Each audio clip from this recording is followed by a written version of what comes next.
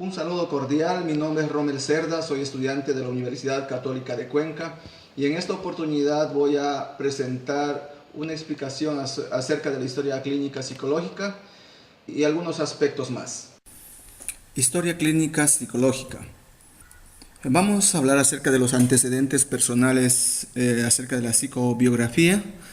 Tenemos entre ellos los datos prenatales, que es importante anotarlos, como fue el parto, la lactancia, desarrollo psicomotor, deambulación y el lenguaje.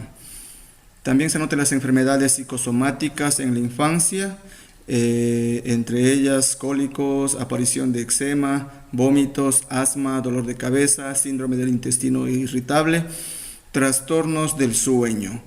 También los signos psicopatológicos infantiles, entre ellos aislamiento, enuresis, terrores nocturnos, temor, timidez, sadismo, hiperactividad, fobia escolar, mal comportamiento escolar, conducta extravagante, tendencia a la mentira y a los robos.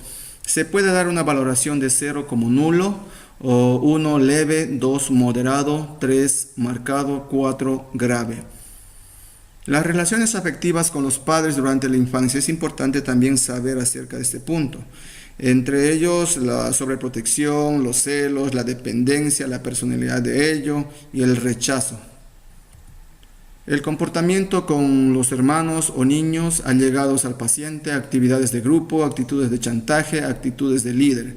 Otros datos de la primera infancia que es importante anotarlos y también los datos de la edad preescolar. Aquí también debe ir enmarcada la educación escolar, la edad de inicio, rendimiento, hábitos, comportamiento con otros niños, comportamiento con profesores. Otros datos de la edad escolar también se anota en esta parte. También en la adolescencia es importante saber cuándo se inició la pubertad, la edad de presentación, conflictos, juventud, hábitos, rendimiento y adaptación a los estudios en el colegio y la sociabilidad. Adaptación heterosexual a la adolescencia. En este punto, la curiosidad sexual, grado de información, actividad sexual, masturbación, promiscuidad, desviaciones. Esto se puede valorar 1 como ausente, 2 media, 3 abundante. La adaptación heterosexual en el adulto. En esta parte, cuando es importante saber de los pacientes, la actividad sexual, hábitos, disfunciones sexuales puede ser del objeto o del acto, trastornos de la conciencia del propio sexo y las relaciones extramatrimoniales. Vida afectiva y conyugal. En cuanto a la vida afectiva y conyugal, tenemos que ver algunos puntos tales como matrimonio, personalidad del cónyuge, duración del noviazgo, armonía, separaciones, divorcio, hijos, personalidad de los hijos, relaciones con ellos y entre ellos, soltería, viudez. Y también algunos datos de la edad adulta que es importante anotar en este punto. El historial laboral, en este punto el nivel conseguido, rendimiento, remuneración económica, si le gusta o no su trabajo o si preferiría cambiarlo, la estabilidad laboral, cambios de trabajo. Esto se puede valorar como 0, nulo, 1, bajo, 2, medio y 3, alto. En cuanto a la vida social, se debe anotar los intereses, puede ser religiosos, artísticos, culturales, deportivos, etc. ¿Qué hace en su tiempo libre? Sintonía social, si es buena o es mala, contactos sociales, pocos o muchos, deterioro social, si tiene deterioro o no tiene deterioro social. La clase socioeconómica, aquí anotamos la higiene en general, su aseo personal, las condiciones de su habitación, cómo es su condición, y los principales alimentos que consume. Es importante anotar este tipo de cuestiones.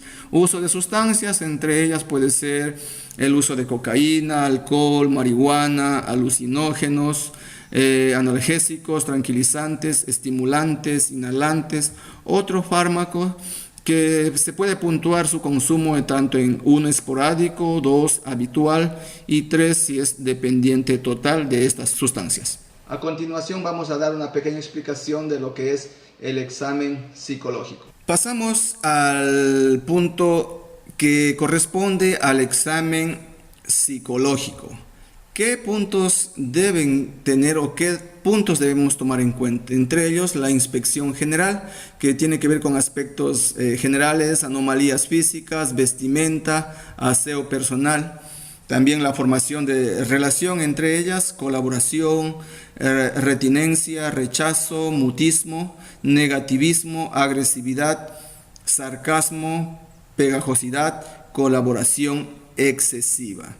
También en cuanto a la expresión y lenguaje, podemos decir que anotar puntos como abatimiento, tensión, perplejidad, suspicacia, enfado, preocupación, verborrea, grosería u obscenidad, disartría o afasia, si tiene o no tiene disartría o afasia. Esto se puede valorar como 0 normal, 1 leve, 2 moderado, 3 marcado.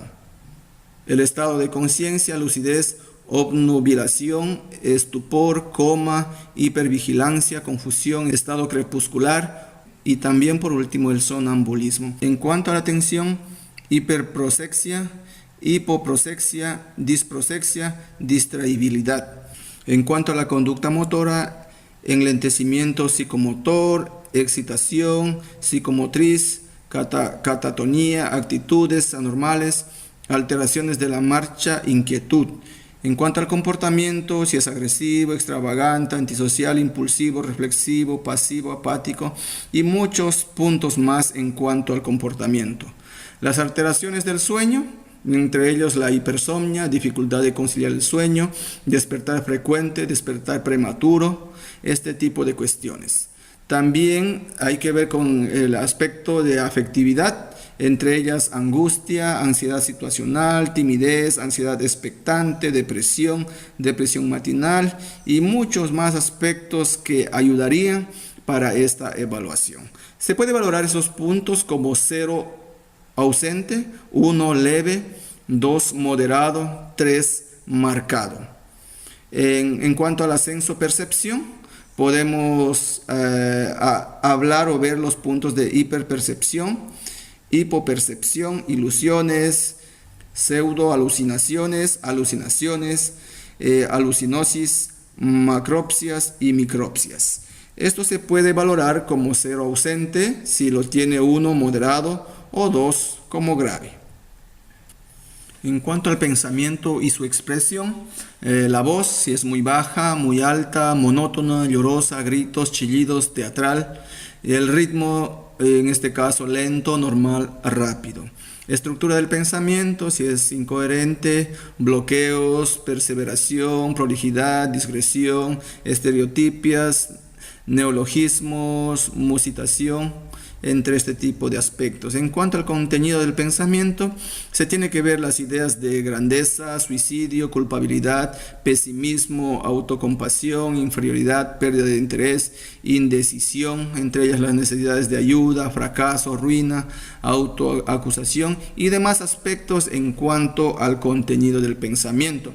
En la estructura del pensamiento se puede valorar 0 como ausente, 1 leve, 2 moderado, 3 grave. Y en cuanto también al contenido del pensamiento, valoramos 0 como ausente, 1 leve, 2 moderado y 3 grave. Juicio. En cuanto al juicio, tenemos que tomar en cuenta capacidades de autocrítica, capacidad de heterocrítica, proyectos para el futuro, conciencia de enfermedad. En cuanto a la estimación de la inteligencia, de acuerdo al interrogatorio, debe existir si es muy alta, normal, baja o muy baja. En cuanto a la orientación, debemos valorar el espacio, en el espacio respecto a sí mismo, respecto a otras personas. 0 calificamos como ausente, 1 leve, 2 moderado, 3 grave.